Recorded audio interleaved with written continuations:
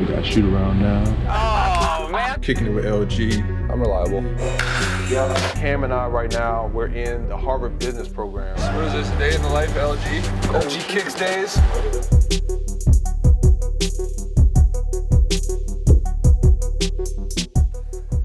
What's going on? Back with another release. Release number 4. Man, I can't believe it. It's been 4 releases already. Appreciate you guys tuning in.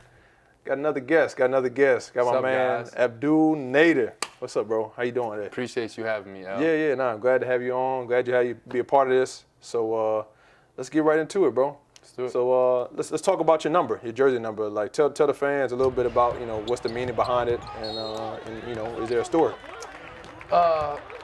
So when I was in college, I used to rock 2. Right. And when I was in high school, 23 was my number. I was a big Jordan guy, all that stuff. And when I got to college, 23 wasn't available. Right. So I started rocking 2 because I was a big fan of Kyrie at the time. Ah, okay.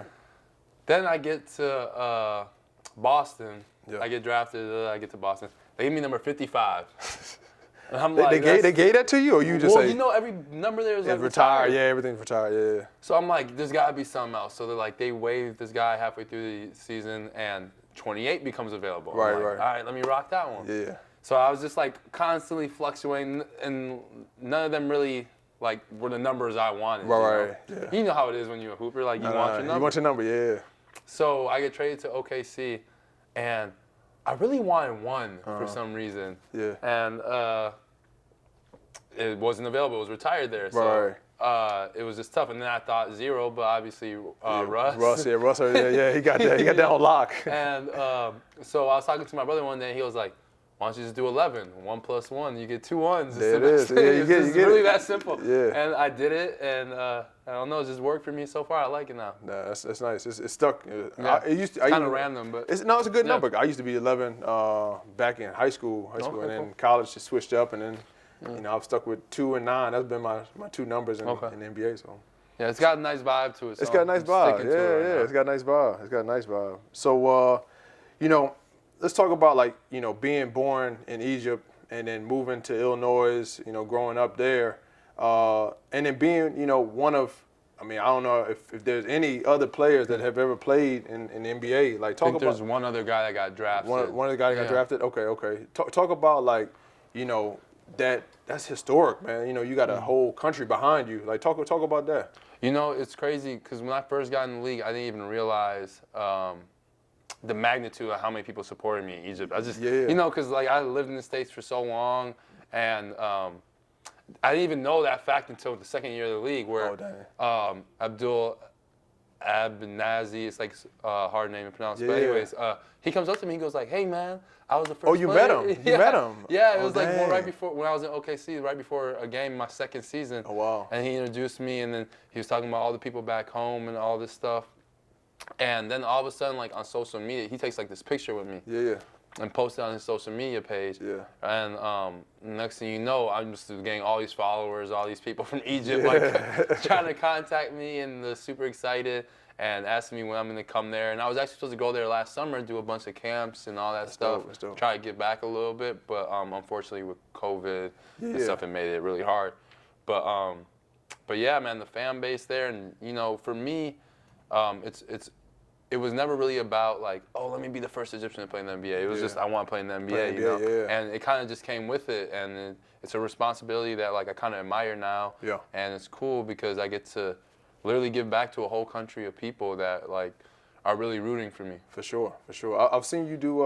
I think the other day I saw you post about the giveaway you was doing with. I think it's with Power Hands and Dr. Dish. Yeah. So do you mostly base it hey, I'm gonna give back to the community here in Phoenix, or anywhere kind of No, honestly anywhere. That was just for any one of my followers who wanted the stuff. That's dope. Yeah. And we wanted to do something because we felt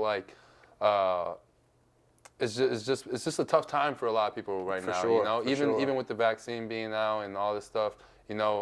Especially for kids, it's been harder seasons for them, harder for them to play games. Yeah. Anything we could do to keep them motivated. That's good. Continue wanting to play. I like it. Hey, I'm right there with you with that for sure.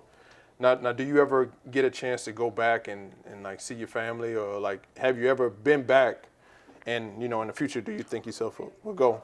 So I moved to the States when I was about like 11, 12. Right. And I didn't go back until I was 18. Okay. And it was right before my freshman year of college.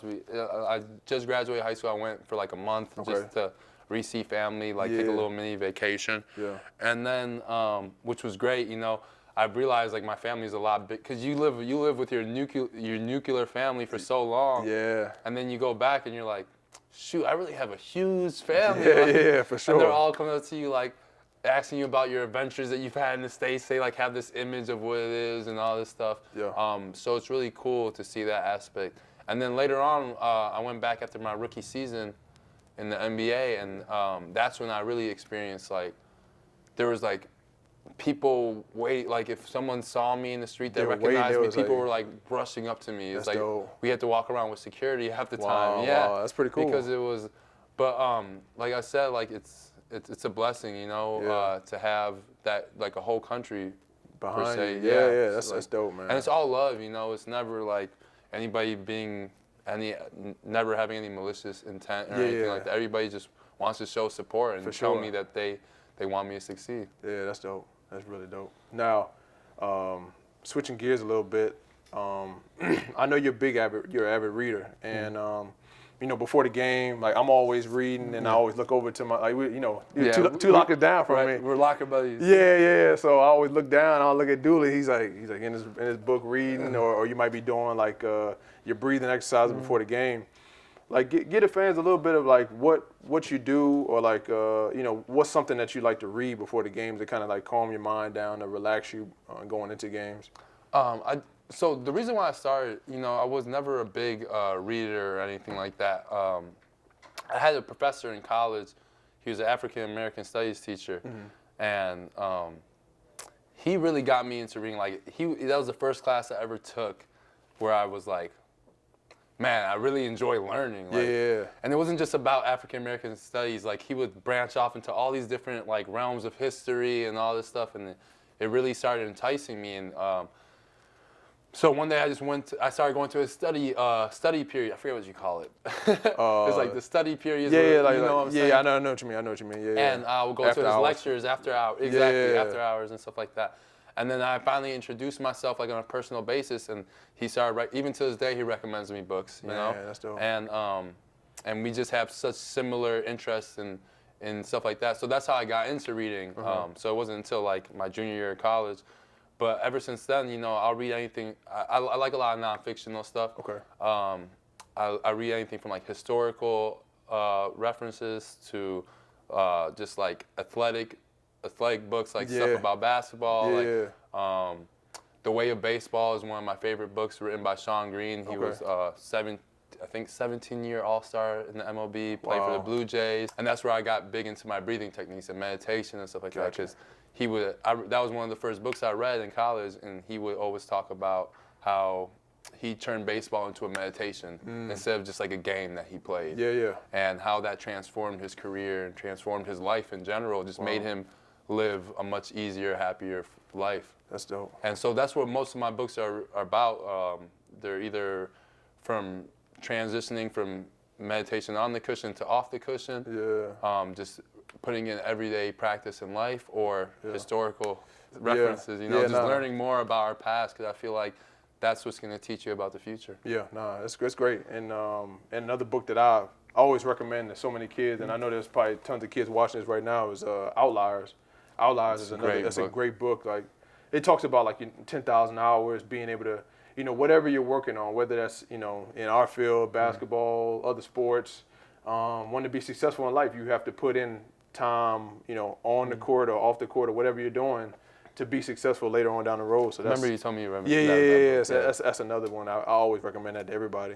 Yeah. No, is there like a specific, like, you know, you just go on YouTube and like get like I know they have like noises, like white noise that you can kind of listen to. What's something that you can kind of like give, like, you know, maybe there's some other athletes out there that's watching that want to know exactly how to, you know, maybe just when they're so amped up before a game, just to calm down just a little bit. Yeah, definitely. Because I'm a big believer, you never want to be clutched up. Yeah, right? If you go in the game clutched up, you know, especially as a shooter, you know, you're just going to be in there like, too tight. You're too tight. Yeah, you're too tight. Yeah. You know, you want to find that good balance. Right.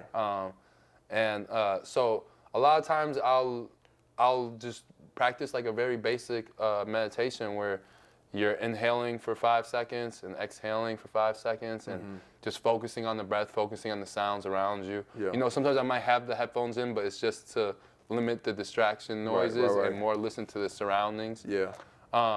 And look, don't get us wrong now. The locker room is not quiet now. There's a lot of yelling and screaming. A lot of music, loud music playing. So there's a lot going on. So it's not an easy thing to do, but you know, once you get in the routine and doing it, it becomes comfortable. And or I'll listen to some of my favorite authors and meditate to some of the things they're saying. Like I don't know if you ever heard of him, Alan Watts. He's like a philosopher from the 70s. I think I've heard the name before. Yeah. Big advocate. If you guys want to learn about meditation and stuff, he's a big time guy. I'm gonna definitely check him out some more.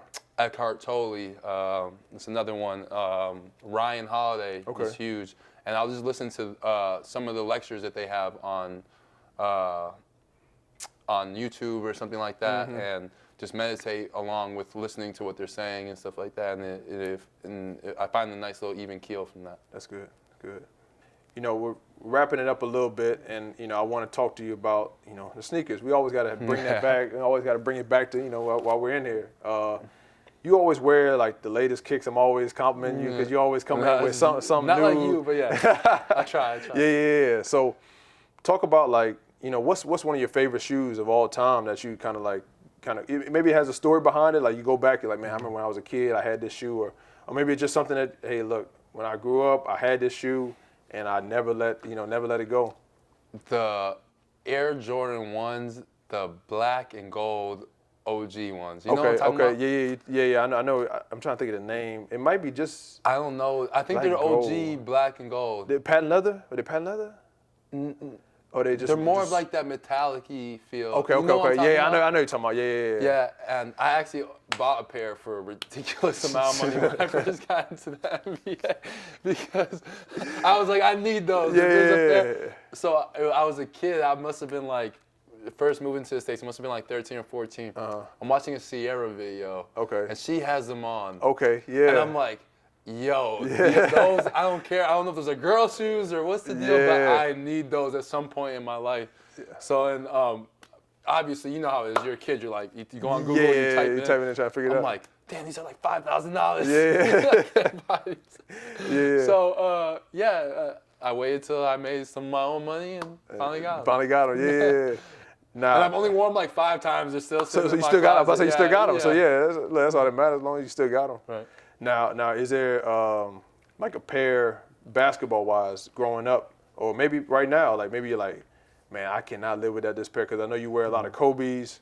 You wear the 5s most of the times. I've seen you wore the 6s lately. I would not survive without the Kobe 5s. Kobe 5s. You see, like you said, like that's literally all I wear, you know? And it's tough because, on StockX, you buy those and sometimes they're old and they rip into 2 or 3 wears. So you I know, bro. Sometimes I buy like 2, 3 pairs of the same ones, so just in case that happens. But yeah, definitely the Kobe 5s, the Kobe 8s. Okay.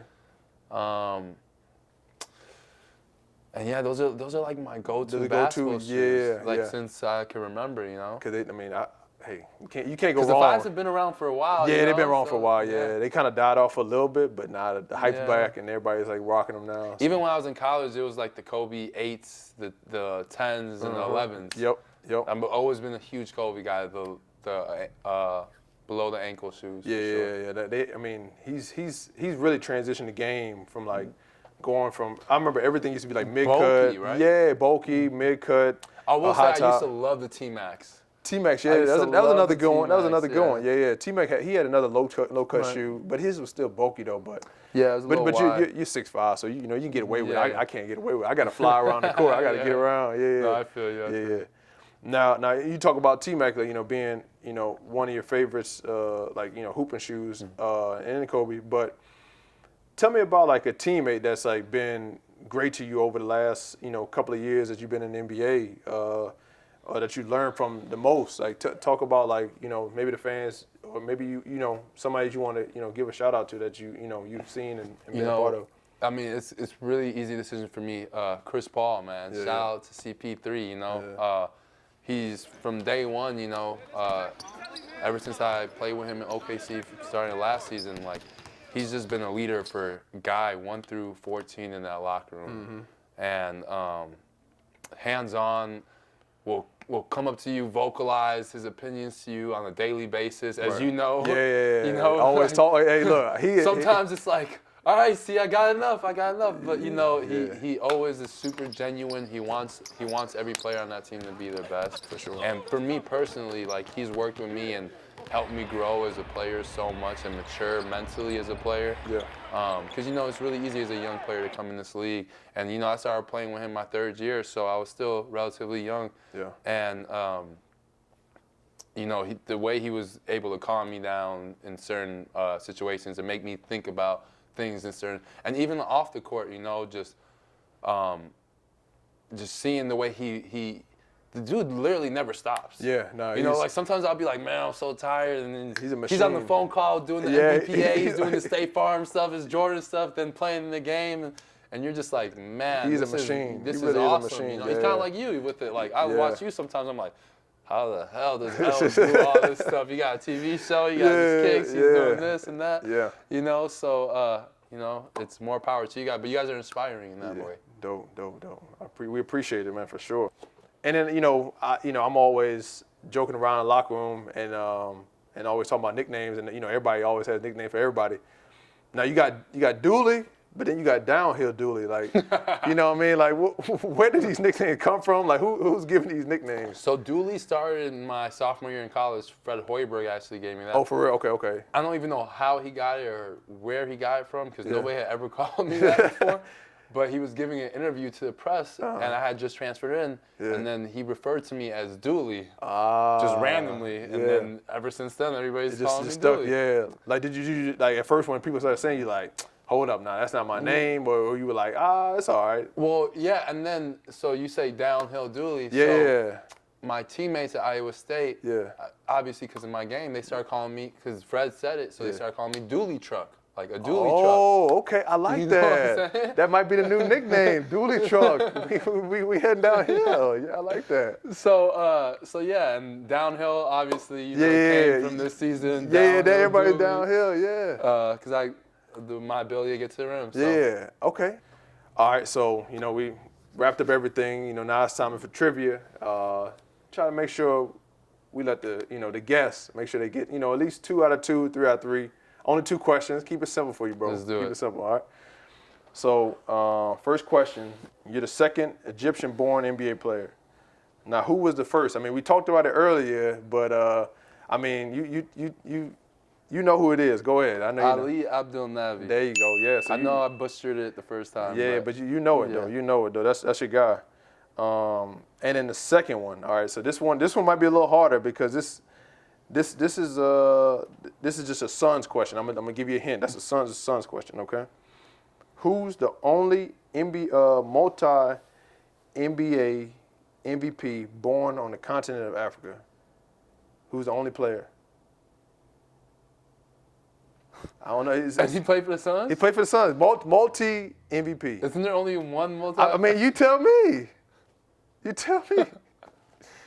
You should know it. I don't know. I'm trying to stay out. Steve Nash? There it is. You got it, He bro. was born in Africa? He was. Yeah. Oh my God. That's it. That's such a double bind question. Yeah. Well, look, I appreciate you coming in. You know, you're in the hot seat, man. We appreciate you. Being a part of Kickin. Having me, brother. Appreciate you being a part of Kickin' LG. Thank you, guys. Appreciate y'all.